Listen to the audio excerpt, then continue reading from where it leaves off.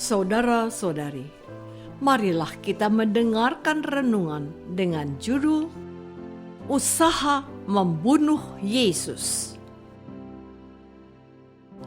yang berdasarkan pada Injil Yohanes bab 7 ayat 25 dan 26. Beberapa orang Yerusalem berkata, "Bukankah dia ini yang mereka mau bunuh? Dan lihatlah, ia berbicara dengan leluasa dan mereka tidak mengatakan apa-apa kepadanya. Mungkinkah pemimpin kita benar-benar sudah tahu bahwa ia adalah Kristus?" Dalam nama Bapa dan Putra dan Roh Kudus. Amin. Saudara-saudari terkasih dalam nama Tuhan Yesus Kristus. Konteks dari perikop Injil yang diwartakan oleh liturgi gereja hari ini adalah Yesus pergi ke Yerusalem untuk Hari Raya Pondok Daun.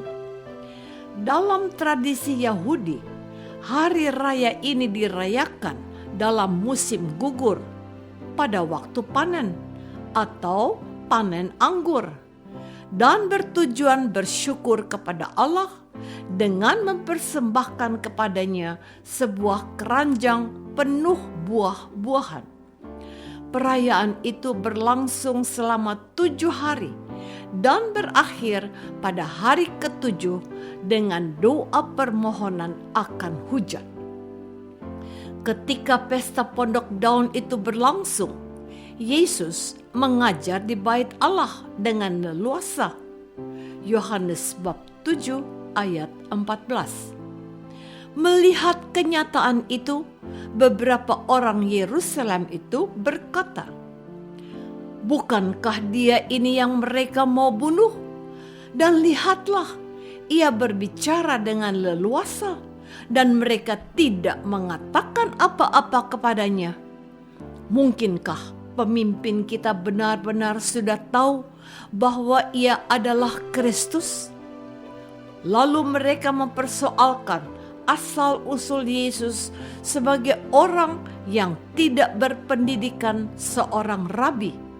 Kata mereka, "Bagaimanakah orang ini mempunyai pengetahuan demikian tanpa belajar?" Yohanes bab 7 ayat 15b. Mereka tampak ragu-ragu akan sikap para pemimpin mereka yang membenci Yesus. Saudara-saudari terkasih, fakta yang menunjukkan adanya kebimbangan di kalangan orang Yerusalem dimanfaatkan Yesus untuk memperkenalkan dirinya lebih tegas lagi. Firman-Nya, "Memang aku kenal dan kamu tahu dari mana asalku. Namun aku datang bukan atas kehendakku sendiri, tetapi aku diutus oleh Dia yang benar, yang tidak kamu kenal. Aku kenal Dia, sebab aku datang dari Dia, dan Dialah yang mengutus aku." Tuhan Yesus mengerti kegalauan hati orang-orang Yerusalem itu, sebab mereka tahu bahwa dia adalah orang Galilea. Dia orang desa yang dari situ tidak dapat diharapkan apa-apa. Salah seorang calon murid Yesus sendiri, yaitu Nathanael, waktu sebelum menjadi pengikut Yesus berkata, "Mungkinkah sesuatu yang baik datang dari Nazaret?" Nazaret itu terletak di wilayah Galilea. Mereka merasa tidak pantas, bahkan tidak siap mendapat pengajaran dari orang desa seperti Yesus. Namun kenyataannya amatlah berbeda, sebab Yesus dapat mengajar lebih baik dari para pemimpin mereka. Bahkan dikatakan ia mengajar sebagai orang yang berkuasa dan berwibawa. Matius bab 7 ayat 29. Yesus tidak hanya mengajar, tetapi juga melakukan mujizat penyembuhan orang sakit. Saudara-saudari terkasih, apa yang terjadi setelah Yesus memperkenalkan dirinya sebagai utusan Allah?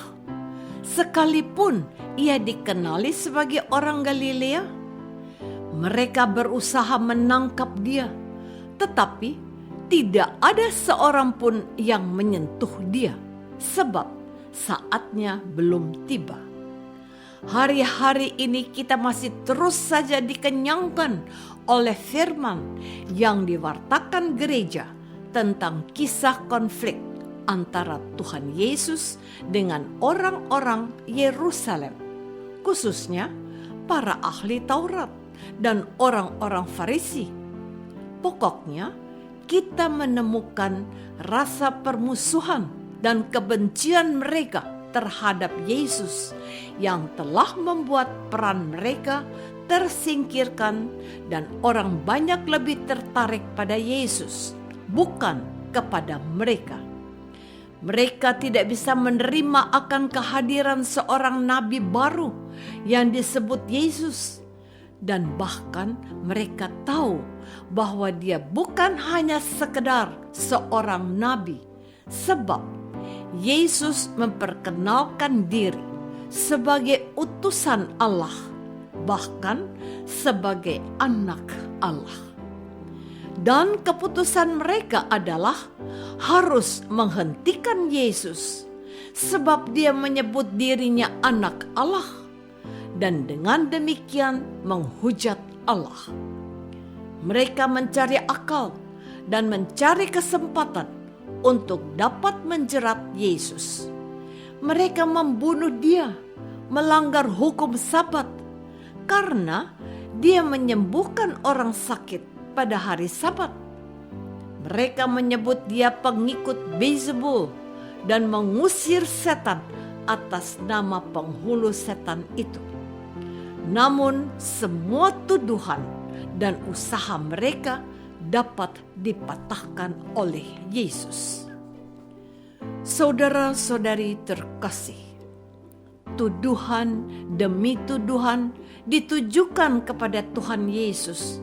Berbagai cara dicari orang-orang Yahudi untuk menjerat dan menemukan kesalahan yang mungkin saja dilakukannya. Namun, Yesus selalu bisa keluar dari jeratan mereka dan membungkam tuduhan-tuduhan mereka. Pesan yang mau disampaikan oleh gereja hari ini adalah agar kita percaya kepada Yesus, belajar dari Yesus yang setia pada kehendak Bapaknya. Apapun yang terjadi, tetap taat pada kehendak Bapa. Demikian pula dengan kita.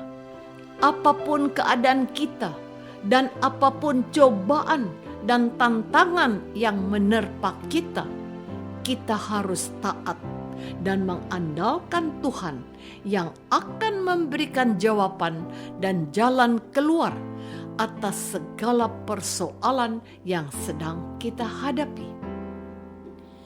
Sebagai orang Kristen, yang harus kita kerjakan adalah membumikan ajaran-ajaran Tuhan Yesus sendiri.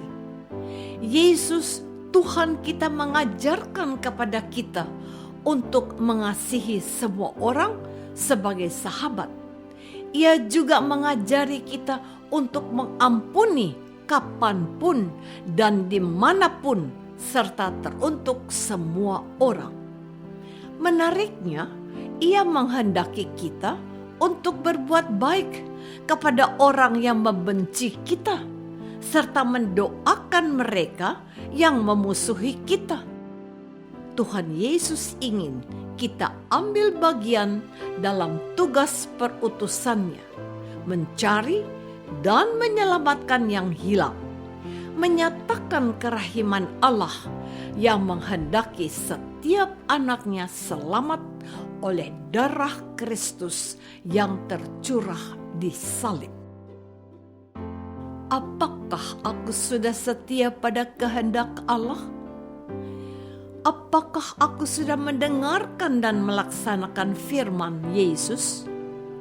Marilah kita berdoa. Bapa yang Maha Baik, Tuhan Yesus menyatakan dirinya sebagai orang yang Engkau utus, ya Bapa. Kami percaya akan Yesus dan ajarilah kami menjadi anak-anak-Mu yang taat padamu dengan mendengarkan Yesus. Demi Kristus Tuhan kami. Amin. Semoga kita semua selalu dinaungi dan dibimbing oleh berkat Allah yang Maha Kuasa, Bapa dan Putra dan Roh Kudus. Amin.